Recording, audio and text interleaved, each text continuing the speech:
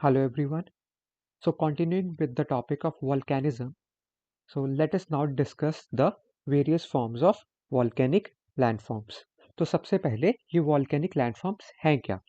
So these are the geological features that are formed due to the volcanic activity in the lithosphere or on the surface of the earth. तो volcanic landforms क्या हैं? ये geological features हैं ऐसे जो volcanic activity की वजह से बने हैं. नाउ ये कहाँ पे बन सकते हैं? या तो ये अर्थ के सरफेस के ऊपर बन सकते हैं या फिर ये लिथोस्फेयर के अंदर भी बन सकते हैं. So these are the volcanic landforms that are the geological features formed due to the volcanic activity in the lithosphere or on the surface of the earth. So now we come on to the various types of volcanic landforms. तो volcanic landforms को हमने दो categories में divide किया है, that is extrusive volcanic landforms and intrusive volcanic landforms. तो सबसे पहले एक्सट्रूसिव की बात करें तो उसमें कौन कौन से आते हैं? Volcanic cone, crater, caldera, flood basalt province, hot spring, geyser, fumarole, mud volcano. और इंट्रूसिव में क्या क्या आता है? बैथोलिथ, लोपोलिथ, लैकोलिथ, सिल और शीट्स एंड डाइक्स. तो ये सारे हैं the two broader categories of volcanic landforms, extrusive और intrusive. और सबसे पहले हम लोग डिस्कस करेंगे about the various extrusive volcanic landforms. So the first one is volcanic cone. Volcanic cone क्या है? It is the conical structure or the mountain which provides an outflow to the passage of the magma. तो volcanic cone क्या है? एक conical structure है जो हमें एक माउंटेन की तरह लगता है, which provides an outflow to the passage of magma. तो जहां से मैग्मा जो है वो बाहर निकलता है. तो फॉर एग्जांपल ये मैग्मा यहाँ से ऊपर आ रहा है और यहाँ से मैग्मा ये बाहर निकलेगा. तो दिस होल स्ट्रक्चर जो उसको एक पैसेज प्रोवाइड कर रहा है जिससे मैग्मा अर्थ के सरफेस पे रिलीज हो सके, तो वो जो माउंटेन की शेप में हमें स्ट्रक्चर दिखता है उसको बोलते हैं volcanic cone. Now volcanic cone की तीन टाइप्स हमने ब्रॉडली क्लासिफाई की है, that is the shield volcano, ash cinder volcano and composite और स्ट्रेटो वॉल्केनो. तो अब इन तीनों के बारे में हम लोग देखते हैं. The first one is shield volcano. तो शील्ड वॉल्केनो कब बनता है? It is formed from the eruption of very fluid basaltic magma. तो क्या होता है जब बहुत ही फ्लूइड मतलब जिसकी विस्कोसिटी कम है, जो ज़्यादा फ्लो कर सकता है, तो जो फ्लूइड बेसाल्टिक मैग्मा जब रिलीज होता है तो उसकी वजह से ये शील्ड वॉल्केनोस बनते हैं. तो फॉर एग्जांपल इस पॉइंट पे ये मैग्मा रिलीज हो रहा था, ये काफ़ी दूर तक फ्लो कर सकता है, तो इस वजह से ये काफ़ी दूर तक जाएगा बिफोर इट गेट्स सॉलिडिफाइड. तो कूल होते होते इसको टाइम लग जाएगा, उतनी देर में ये ज़्यादा फ्लूइड होने की वजह से ज़्यादा दूर तक फ्लो कर जाएगा ऐसे. तो इस तरह से इरप्ट होता जाएगा, फ्लो करता जाएगा, काफ़ी दूर तक फ्लो करता जाएगा. तो इस तरह से ये जो शील्ड वॉल्केनो है ये बनता जाएगा. और शील्ड वॉल्केनो का एक फीचर क्या है कि इसकी जो स्लोप्स है इस माउंटेन की, इस वॉल्केनिक कोन की, वो ज़्यादा स्टीप नहीं होंगी, बिकॉज ये जो मैग्मा है ये काफ़ी ज़्यादा फ्लूइड है. तो जब ये यहाँ से निकलता है तो फ्लूइड होने की वजह से काफ़ी दूर तक बहता हुआ जाता है before it gets cooled and solidify. तो इस वजह से ये जो शील्ड वॉल्केनोज हैं ये ज़्यादा स्टीप नहीं होते, बिकॉज इनका जो मैग्मा रिलीज होता है वो काफ़ी ज़्यादा फ्लूइड होता है, वो दूर तक फैल जाता है कूल होने से पहले. So it is mainly formed along the volcanic hotspots due to mantle plumes. तो ये मेनली कहाँ पे देखने को हमें मिलते हैं? जहाँ पे वॉल्केनिक हॉटस्पॉट्स होते हैं, दैट इज वहाँ पे नीचे मेंटल प्लूम जो होता है वो चल रहा होता है. तो वैसी जगहों पे हमें शील्ड वॉल्केनोस देखने को मिलते हैं. तो for example the Hawaii islands, तो they are a volcanic hotspots और वहाँ पे नीचे अभी मेंटल प्लूम चल रहा है, तो इसीलिए वहाँ पे काफ़ी सारे हमें चेन्स में शील्ड वॉल्केनोस देखने को मिलते हैं. These are the largest of all volcanoes. तो जितने भी वॉल्केनोस की टाइप्स हैं उसमें सबसे बड़े ये शील्ड वॉल्केनो होते हैं. However they are not very steep.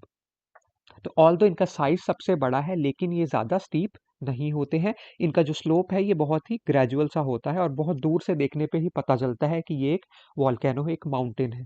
Otherwise पास से देखें तो ये मोर और लेस एक लेवल्ड एरिया ही लगता है. एग्जाम्पल्स की बात करें तो Mauna Loa, that is the largest volcano on the surface of Earth, and Mauna Kea, that is the tallest mountain on Earth. Now अगर हम लोग बोलें कि कॉन्टिनेंटल लैंडमास पे, कॉन्टिनेंट्स पे सबसे टॉलेस्ट माउंटेन कौन सी हो है, तो वो है माउंट एवरेस्ट, जिसकी हाइट है अराउंड 8848 मीटर्स। लेकिन अगर हम लोग पूरे अर्थ की बात करें, that is both continents and oceans को मिला लें, अगर पूरे अर्थ के सरफेस की बात करें, तो जो सबसे टॉलेस्ट माउंटेन है अर्थ पे, दैट इज माउना किया। बिकॉज ये जो है, ये मोस्टली जो इसका पार्ट है वो समुद्र में है, ओशियन के नीचे है। तो ओशियन में है इसीलिए हमें दिखता नहीं है, जो पार्ट सिर्फ सरफेस वाटर के ऊपर है वही हमें ऐसे थोड़ा सा दिखता है, बट इसका जो मेजॉरिटी पार्ट है वो सारा ओशियन के अंदर है। तो अगर हम लोग देखें कि इसके रूट से, ये अपने बेस से लेकर एपेक्स तक इसकी हाइट देखें, तो it is more than 10 kilometres. So 10,000 metre से भी ज़्यादा इसकी हाइट है। वाइल जो माउंट एवरेस्ट है उसकी हाइट अपने बेस से लेके या मेन सी लेवल से बात करें तो तब उसकी हाइट जो अपने एपेक्स तक है, दैट इज अराउंड रफली अराउंड 9 किलोमीटर्स बोल सकते हैं। एग्जैक्टली 8848 या 8849 मीटर्स है, बट रफली बोले तो mount Everest is around 9 kilometres, while जो माउना किया है that is more than 10 kilometres in height. तो अगर पूरे अर्थ के सरफेस की बात करें तो सबसे ऊंची माउंटेन जो है दैट इज माउना किया, वाइल कॉन्टिनेंट्स की बात करें अगर हम लोग सिर्फ, तो कॉन्टिनेंट पे सबसे ऊंची माउंटेन जो है वो है माउंट एवरेस्ट। तो माउना लोआ is the largest volcano on earth and Mauna Kea is the tallest mountain on earth, और ये दोनों माउंटेन्स ही हवाई आइलैंड्स में हैं। तो for example this is a shield volcano, तो इस तरह से इसका बहुत ही जेंटल सा स्लोप हमें देखने को मिलता है, और इसमें ऐसे नीचे से मैग्मा राइज करता है और सरफेस पे ऐसे इरप्ट करता है। एंड बिकॉज ये काफ़ी ज़्यादा बेसाल्टिक है, फ्लूइड है, इसकी फ्लूइडिटी ज़्यादा है, तो ये ज़्यादा डिस्टेंस तक ट्रैवल करता हुआ जाएगा, फ्लो करता हुआ जाएगा before it gets cooled and it solidifies into a igneous rock. तो सॉलिडिफाई होने से पहले काफ़ी दूर तक ये फ्लो करता हुआ जाएगा, इसीलिए ये जो माउंटेन्स होंगी इनकी जो हाइट है वो इतनी ज़्यादा हमें स्टीप स्लोप्स वैसे देखने को नहीं मिलेंगे। तो इस तरह से इसके स्लोप्स जो होंगे वो नहीं होंगे, बहुत ही ग्रेजुअल से माइल्ड से इसके स्लोप देखने को मिलेंगे हमें। और जो इनकी साइज है वो सबसे बड़ा है। Then this is the Mauna Loa, तो इसका भी बहुत कम सा स्लोप हमें देखने को मिल रहा है। So Mauna Loa is the largest volcano on the surface of Earth, and this is Mauna Kea, and Mauna Kea is the tallest mountain on the surface of Earth. इसका जो मेजॉरिटी पार्ट है वो सारा ocean में है, तो वो हमें दिखता नहीं है ऐसे, जो पानी के ऊपर है ये इतना सा पार्ट ही दिखता है, otherwise it is the tallest mountain on surface of earth. So this was the first type of volcanoes, that is the shield volcanoes. अब सेकंड टाइप की बात करें तो they are ash cinder volcanoes. तो ash cinder volcano कब बनते हैं? They are formed due to the accumulation of loose particles around the vent। तो इस तरह से अगर ये वेंट है, वेंट मतलब जहाँ से ये इसको रास्ता मिलता है बाहर निकलने का, यहाँ से लावा बाहर निकलेगा। तो ये जो वेंट होगा, ये वेंट के अराउंड लूज पार्टिकल्स जो हैं वो अकमुलेट करते जाते हैं, यहाँ पे इकट्ठा होते जाते हैं, जिस वजह से ये एश सिंडर वॉल्केनोस बनते हैं। They are dominated by ash, debris and other volcanic और pyroclastic material with less lava. तो ये जो टाइप है यहाँ पे ज़्यादा अमाउंट किसकी होती है? ऐश की, दैट इज़ राख, डेब्रिस, मलबा काफ़ी सारा, और अदर वॉल्केनिक और पायरोक्लास्टिक मटेरियल। तो गर्म मटेरियल, गैसेस, वैसे बहुत कुछ डेब्रिस ऐश निकलता है यहाँ से, बट इसमें लावा कम होता है। तो वो जो मटेरियल निकलता है वो वेंट के आसपास ऐसे डिपॉजिट होता जाता है, और इस तरह से ये वॉल्केनो बनता जाता है, that is ash cinder volcano. तो इसमें मेनली डेपोजिशन ही है ऐश की और सिंडर की। तो एग्जाम्पल इज ताल वॉल्केनो ऑफ फिलीपींस। तो इस तरह से ये यहाँ से मैग्मा राइज करेगा और वेंट के अराउंड यहाँ पे डिपॉजिट होता जाएगा, और इस तरह से इसमें लेयर्स बनती जाएंगी, वो डिपॉजिट होता जाएगा in the form of layers of ash and cinder. Example की बात करें तो this is the Taal volcano of Philippines.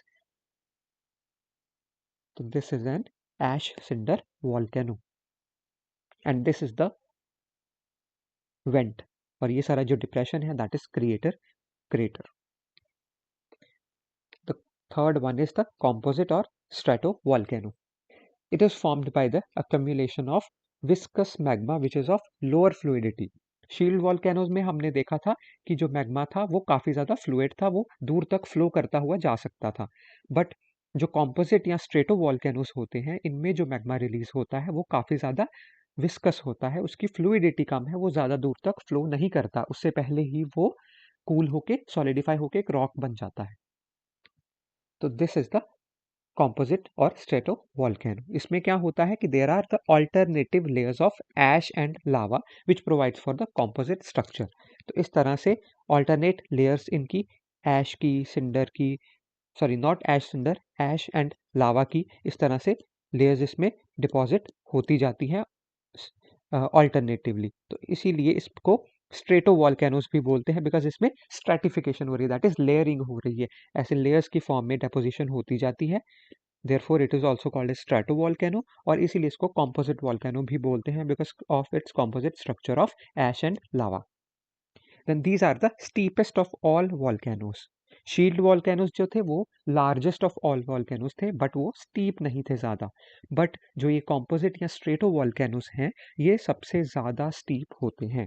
तो ये इस तरह से एक नुकीली माउंटेन की तरह हमें दिखता है, और इसका रीज़न यही है कि सिंस इसका जो मैग्मा है वो काफ़ी ज़्यादा थिक है, तो वो जब यहाँ पे इरप्ट करता है तो पास में ही वो यहीं पे ही कहीं कूल हो जाता है, रॉक बन जाती है, वो ज़्यादा नीचे तक फ्लो ही नहीं करता.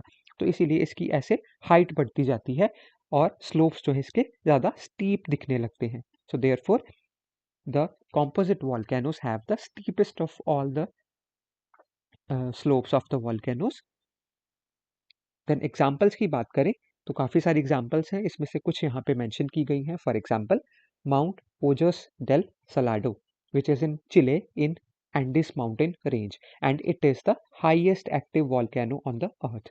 तो माउंट ओजस डेल सलाडो जो कि चिले में है, और माउंटेन रेंज कौन सी है, एंडीज, जो कि पूरे साउथ अमेरिका के जो वेस्टर्न मार्जिन है उसमें रन करती है.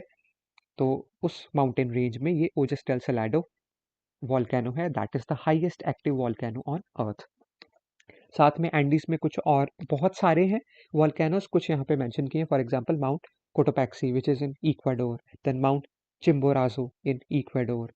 देन यूएसए की बात करें तो वहाँ पे एक फेमस है माउंट सेंट हेलेंस जो कि कैस्केड माउंटेन्स में है. Then White Island volcano also known as Whakaari island which is in New Zealand. Then Mount Stromboli which is in Italy, और इसको बोलते हैं lighthouse of the Mediterranean, because जब जो सेलर्स शिप्स में से आ रहे होते हैं तो ये जो माउंटेन है इसमें जब इरप्शन होती है तो ये उनको लाइट हाउस की तरह दिखता है. जैसे लाइट हाउस किनारे पे होता है तो वैसे ही जो सेलर्स होते हैं उनको ये इसकी माउंटेन की इरप्शन जो है, वॉल्केनो की इरप्शन जो है वो ऐसे दिखती है जैसे लाइट हाउस है. तो इस तरह से it acts as the lighthouse of the Mediterranean, तो इसीलिए इसका नाम पड़ गया lighthouse of the Mediterranean, Mount Stromboli in Italy. Then is Barren Island, ये अंडमान सी में है, and it is the South Asia's only active volcano. तो साउथ एशिया का सिर्फ एक ही एक्टिव वॉल्केनो है, that is Barren Island which is in Andaman sea. Then is Mount Fuji, which is in Japan. It is a dormant volcano. Then is Mount Krakatoa, which is in Indonesia. Then is Mount Tambora, which is in Indonesia again. And then Mount Semeru, which is also in Indonesia. So these were the some of the examples of the strato or composite volcanoes.